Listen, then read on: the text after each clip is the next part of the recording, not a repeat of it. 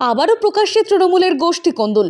পঞ্চায়েত সমিতির সভাপতি নির্বাচনকে কেন্দ্র করে দুই গোষ্ঠীর আলাদা আলাদা প্রার্থী। রাজ্য থেকে ঘোষিত দলের অফিসিয়াল প্রার্থীকে ভোট দিল না শূন্যভাগ তৃণমূল সদস্য। হলে ঘোষিত হলো প্রার্থী বিউটি খান হেরে যান বিপক্ষ গোষ্ঠী প্রার্থী শামীমা পারভিনের কাছে।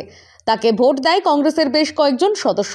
এদিন পঞ্চায়েত সমিতির সভাপতি নির্বাচনকে কেন্দ্র করে মালদার কালিয়াচক 1 নম্বর ব্লকে উত্তেজনা। প্রশাসন পক্ষপাতিত্ব করছে এই অভিযোগ তুলে ভোট গ্রহণ কেন্দ্রের সামনে তৃণমূলের একাংশ ও কংগ্রেসের সদস্যদের বিক্ষোভ।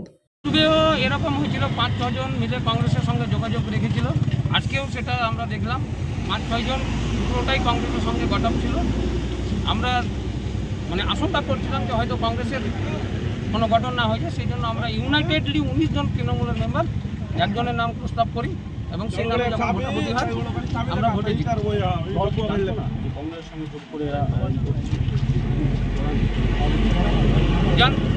ভুল বোঝানো হয়েছে, দলকে ভুল বোঝানো হয়েছে। কিছুদিন আগেই প্রয়াত হয়েছিলেন পঞ্চায়েত সমিতির সভাপতি, ফলে আসনটি শূন্য হয়ে গিয়েছিল। শুক্রবার পুনরায় সভাপতি নির্বাচন প্রক্রিয়া চলছে।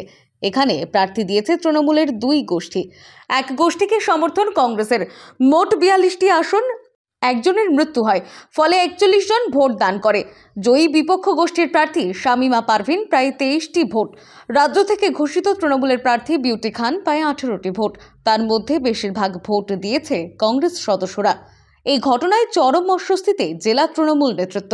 মালদা জেলায় তৃণমূলের গোষ্ঠীদ্বন্দ্ব আবার চাপা দিয়ে উঠল। কালিয়াচক পঞ্চায়েত সমিতি, সেখানে সভাধিপতি মারা যাওয়াতে সভাধিপতি পোস্টটা ভ্যাকেন্ট ছিল।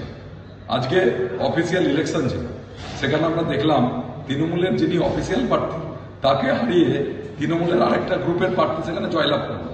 এর থেকে প্রমাণ হয়ে যাচ্ছে যে সারা দলটা মালদা জেলাতে তৃণমূল গোষ্ঠীদ্বন্দ্বে একাকার হয়ে গেছে। মালদা থেকে মাধব কুমার মণ্ডলের রিপোর্ট, টাইমলেস ডেপিকশন নিউজ।